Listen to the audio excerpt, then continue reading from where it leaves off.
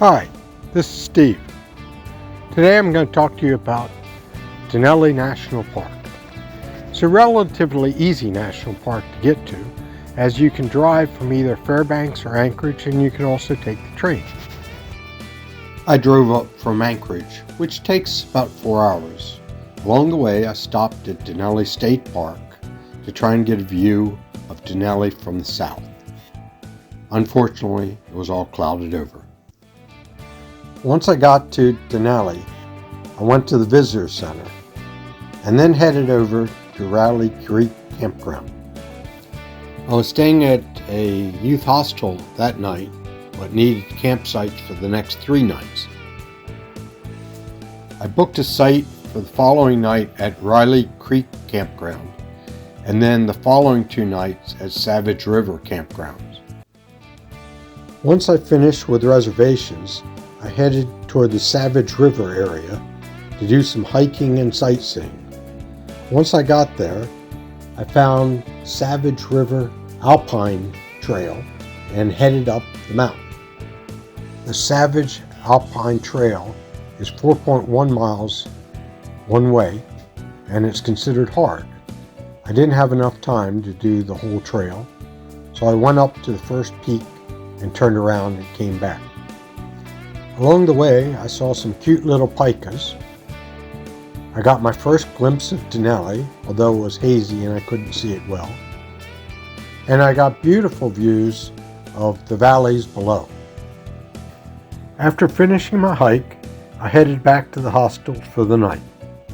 The next morning, I got up and went to the bus terminal. The park road is 92 miles long. However, in 2024, there was a landslide about in the middle of the road, and currently you can only go to mile 43 before the bus turns around.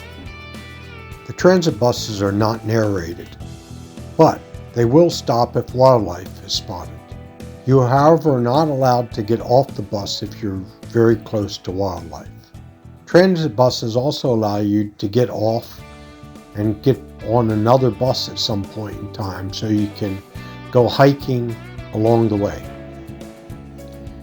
Transit buses are a great way to see the wildlife, as you have 40 or 50 people looking out for any wildlife that you might see. On this particular trip, we saw moose and bears and Dall sheep and finally a caribou along the way. I did get off the bus at one point with a fellow that had hiked Denali for many years. He took me to a spot he said that moose frequented, a little lake, but we didn't see any moose. We did have a nice lunch and a nice chat, and then headed back out to the road, where we caught the bus again. After the bus trip, I headed to my campsite at Riley Creek and relaxed for the night. That next morning, I got up and headed down toward Savage River. I pulled over into a parking spot and got out of the car. The moose was probably 50 feet away.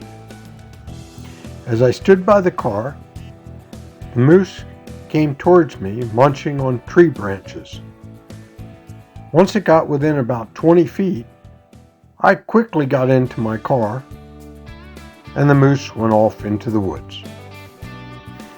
I checked into my campsite at Savage River and met a couple bicyclists that were determined to get past the landslide and ride further up the road.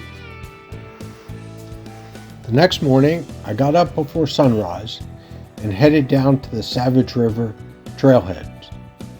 I climbed up the Alpine Trail until I could see Denali.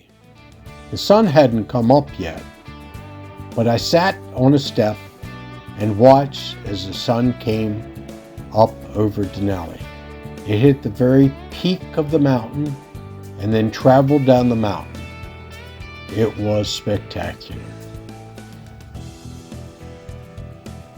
I then hiked the Savage River Loop Trail.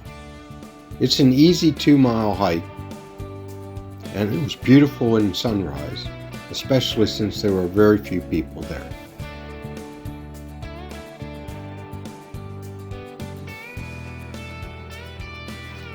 one last picture of Denali, and I finished up my Denali Park trip and headed back to Anchorage.